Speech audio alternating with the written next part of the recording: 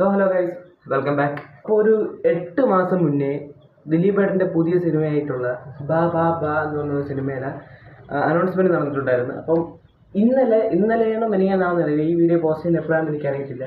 ഈ ഒരു ഫിലിമിൻ്റെ ടൈറ്റിൽ റിവ്യൂലും പിന്നെ ഷോർട്ട് ഫോമിലാണ് ആ സിനിമ ബാ ബാ ബാ എന്ന് കൊടുത്തേക്കുന്നത്. അതിൻ്റെ ഫുൾ ഫോം വരുന്ന അടങ്ങുന്നൊരു വീഡിയോ ഇന്നലെ അവർ അയച്ചിട്ടുണ്ടായിരുന്നു. വീഡിയോ മാത്രമല്ല, മോഷൻ പോസ്റ്റർ, ഫസ്റ്റ് ലുക്ക് എന്നൊക്കെ വേണമെങ്കിൽ പറയാം. ഫസ്റ്റ് ലുക്ക് മുന്നേ അയച്ചിട്ടുണ്ടായിരുന്നു, പക്ഷേ ഇത് കുറച്ചുകൂടി ഡീറ്റെയിൽ കാണും എന്ന് പ്രതീക്ഷിക്കാം. എന്തെങ്കിലും ഇന്നത്തെ വീഡിയോ നമ്മൾ അതൊന്ന് നോക്കുന്നതായിരിക്കും, ആ ഒരു വീഡിയോ ഒന്ന് ചെക്ക് ചെയ്യുന്നതായിരിക്കും.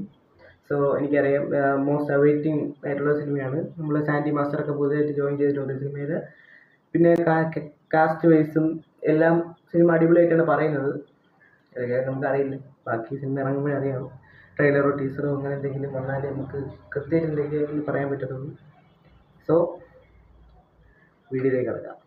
ഞാൻ കുറച്ച് ഇങ്ങോട്ട് മാറി വയ്ക്കാം, അപ്പം ഇവിടെ വീഡിയോ ഇടാല്ല. ഓക്കെ,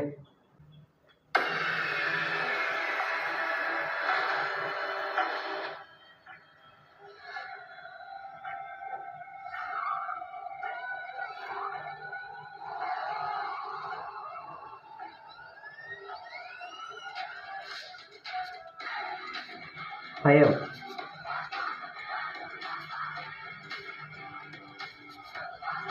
ഷാൻ റഹ്മാനാണ് കേട്ടോ മ്യൂസിക്. ഭക്തി.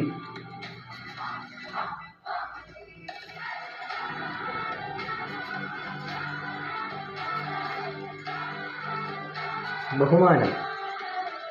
ഭയഭക്തി ബഹുമാനം.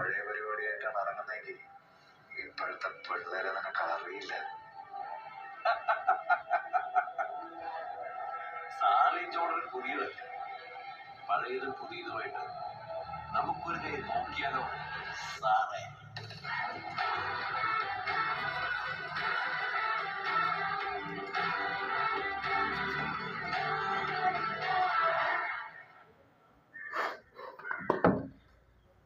ഇതിൻ്റെ ഹൈപ്പ് ഒട്ടും കുറയ്ക്കണ്ട.